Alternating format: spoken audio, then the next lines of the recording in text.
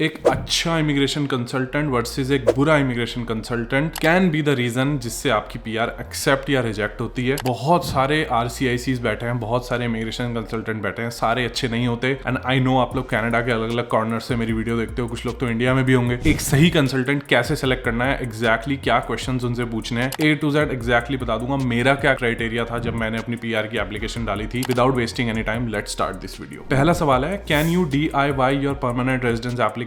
Can you do it yourself? क्या आप खुद से कर सकते हो? आंसर इज यस, कर सकते हो। ऑब्वियसली हजारों लोग करते हैं, but do I recommend it? No, I don't recommend it, क्योंकि 2025 में IRCC is a different ball game now. The sentiment is कि भाई small mistakes will not be ignored and everything will be heavily scrutinised. तो I would suggest having a good immigration consultant. Question number 2, आप अपने immigration consultant जो भी आप select करोगे उस पर कितना ट्रस्ट कर सकते हो? भाई ट्रस्ट नहीं कर सकते, ठीक है। मैं बताता हूँ क्यों। आपकी एप्लीकेशन आपसे अच्छी वेट कोई नहीं कर सकता, चेक कोई नहीं कर सकता, ठीक है। नो मैटर उस इमिग्रेशन कंसल्टेंट की फीस $10,000 ही क्यों ना हो, they can still mess up. Immigration consultant जो भी है, दे आर अ सिटीजन, उनको अपनी फीस मिल गई एंड उन्होंने आपके साथ कॉन्ट्रैक्ट साइन किया है कि एप्लीकेशन रिजेक्ट होती है, एक्सेप्ट होती है, at the and they will get there full fees. And अगर आपकी एप्लीकेशन रिजेक्ट होती है, the consequence for you is कि यू गो होम। उसके लिए कॉन्सिक्वेंसेज है that he will receive a 1-star review, may be, that's it. So you're just another customer for them. Do not trust anyone blindly. आपकी application में एक एक document, एक एक वर्ड, एक एक स्पेलिंग, A to Z सब कुछ आपने डबल ट्रिपल चेक करनी है। Humans mess up and your immigration consultant will mess up something. किस लेवल पे मैस अप होगा I don't know, but they will mess up something, so you have to be responsible. आंख बंद करके भरोसा नहीं कर सकते कि हमने तो पैसे दिए जी, ऐसा नहीं होता। ओके, नाउ एक आरसीआईसी को वेट कैसे करे, like how to check they're genuine. सबसे पहले जो सबसे बेसिक चेक होता है, आपको वेबसाइट पे जाना है। यहाँ पे वेबसाइट आपको दिख रही होगी। इस वेबसाइट पे जाके you have to check, are they eligible to practise, are they entitled to practise. ये लिख के आना चाहिए। They should be an RCIC। Random agent से हम एप्लीकेशन नहीं फाइल करवाएंगे। RCIC बनना कोई इजी काम नहीं है भाई, बहुत सारी पढ़ाई लगती है, बहुत सारा एग्जाम होता है and it's not easy to become an RCIC। तो that's the minimum benchmark that I am looking for कि एक RCIC होना चाहिए and it should say entitled to practise. You can be an RCIC registered person but you are not entitled to practise. तो entitled to practise. Now जो आप consultant select करोगे उसके पास कितना एक्सपीरियंस होना चाहिए? How much experience should they have? At least 5 साल का एक्सपीरियंस होना चाहिए एंड 10 साल शुड बी आइडियल कि 10 साल का एक्सपीरियंस होना चाहिए। ये कोई मैं नया रेस्टोरेंट या नई आइसक्रीम की दुकान शॉप ट्राई करने नहीं जा रहा कि वाह नया रेस्टोरेंट खुला, ट्राई कर लेते हैं, ज्यादा से ज्यादा क्या होगा, खाना ही तो अच्छा नहीं होगा। You can not risk your application with somebody who hasn't done years worth of work, ठीक है। क्योंकि यहाँ पे कॉन्सिक्वेंस क्या है, because the consequence is too serious man. एक बार एप्लीकेशन रिजेक्ट हो गई, you are on your path to being deported and removal order आएगा, ठीक है। तो आई वुड वांट आप किसी ऐसे इंसान के पास जाओ जिसके पास एटलीस्ट 5, आइडियली 10 साल का एक्सपीरियंस हो of handling majority kinds of applications, ठीक है। One of the ways to check if a consultant is legit is आप उनके गूगल रिव्यूज पढ़ो एंड रेडिट पे उसका नाम सर्च करो, ठीक है। सर्च ऑन इमिग्रेशन कंसल्टेंट का नाम एंड आगे लिखो Reddit and Google reviews. Now Google reviews में हमने 5-star रिव्यूज नहीं पढ़ने, हमने लोएस्ट 1-star रिव्यू पढ़ने, बट पढ़ने हैं विद एन ओपन माइंड। लोग हार्वर्ड को भी 1-star रिव्यू देते हैं कि भाई मैंने हार्वर्ड से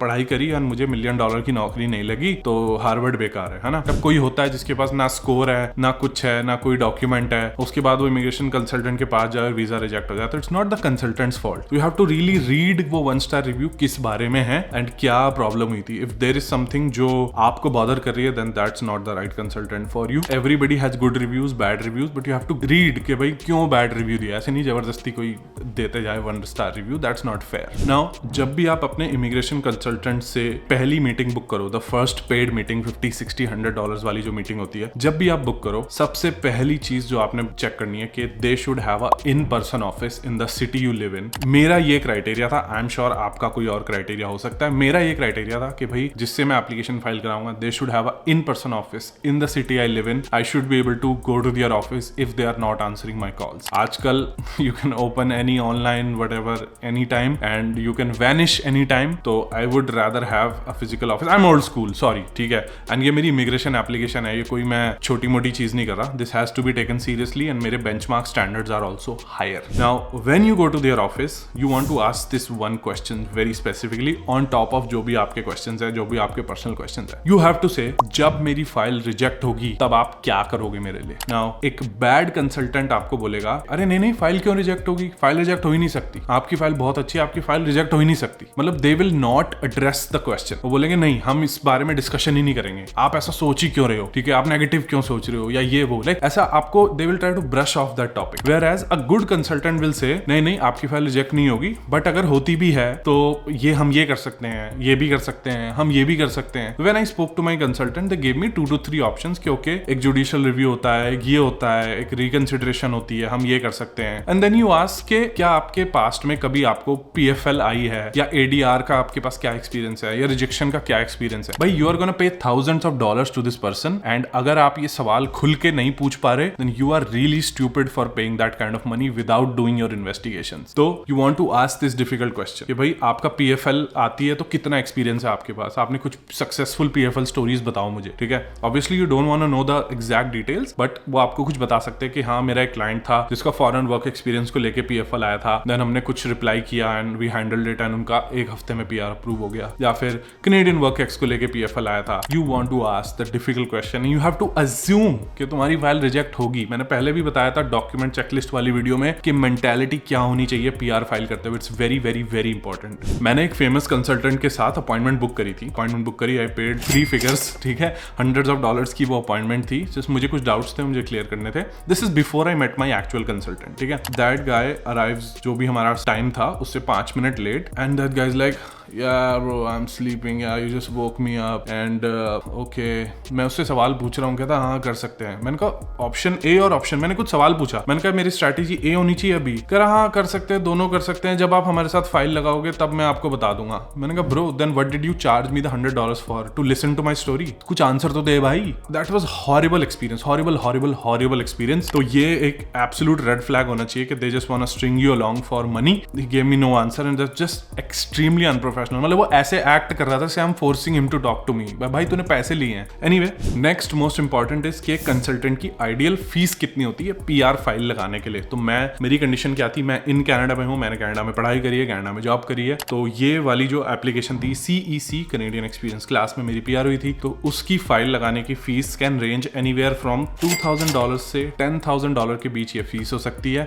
मेरे केस में इट वॉज $3,000 पर पर्सन. तो 3,000 मेरी फीस थी, 3,000 मेरी वाइफ की फीस थी. दिस इज जस्ट हमारे कंसल्टेंट की फीस थी. उसके ऊपर IRCC की जो फीस होती है $1,000 एंड ये एंड वो एंड बंच ऑफ फीस, वो दैट इज सेपरेट, वो तो आपको देनी ही देनी है. ऑन टॉप ऑफ दैट जो कंसल्टेंट की जो फीस थी, do I think it's fair? I am leaning more towards कि हाँ इतना कॉम्पनसेशन तो बनता है यार. 2,000 से 5,000 के बीच एक जेन्युइन वो होता है. Also the kind of service that we received कि भाई he is available on calls. जब भी मेरे को एंजाइटी है, कोई सवाल पूछना है, he is available on calls. कोई भी मैं डॉक्यूमेंट भेजता हूँ तो they see it properly and then they respond to me कि ओके ये चेंज है. मतलब very highly personalised service. During the process in the 300 days I met him at least 5 to 7 times on okay अब क्या कर सकते हैं.